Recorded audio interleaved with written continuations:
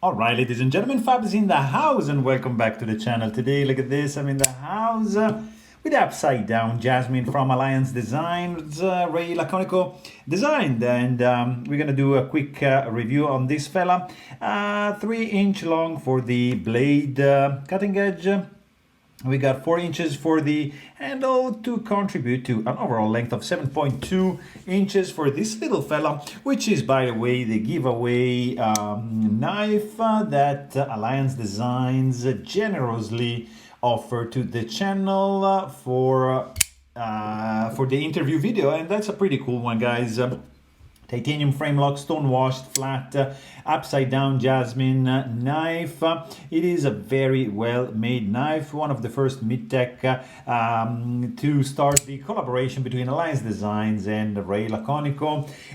We get something pretty cool, guys, here. Nice stone wash. Look at these little marks evenly distributed on the surface of this handle. Titanium chamfering going on. Look at the back spacer right there, nice and flush. In titanium as well as in titanium the tip-up carry only pocket clip, which is not reversible. You do get you see, look at the back spacer going on up to this way, protecting the tip of the blade. Lanyard hole solution right there. You got a flipper tab, which is a little bit on the sharp side.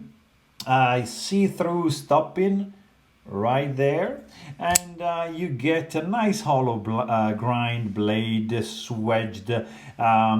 It's like the upside down Jasmine. You see, that would be the the blade, but now it's like reversed. You don't really have any sharpening choil. Maybe that can kind of act as a finger choil, but I wouldn't do it, even if it's chamfered, because the sharpened edge is just right up to there. So yeah, my fingers probably wouldn't work. There's no stainless steel lock face insert, nor there is in an over-traveled stock lock bar stabilizer, but a little bit of that work is going to be done by the pocket clip, which is resting, see, on this side, but also is going to act a little bit of a stabilizer. External relief cut for the lock bar.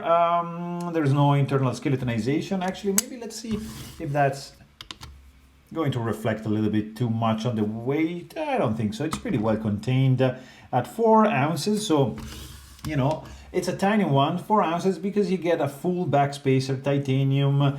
You get, you know, bearings construction, of course. You do get, is it bearings? Yeah, it looks bearings. I mean, it's a solid construction. The sound is also snappy, like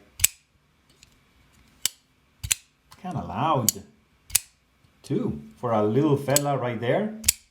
Nice and metallic and clinky. Pretty good in the hand also. It works well. I don't really see any hot spots beside the fact that it's a little bit tiny. For my hands, it's pretty slick looking, guys. Nice sound, nice feel, nice ergos. And if you want to know more, you know what? You can check out my full-length review. And thanks for watching. Stay tuned.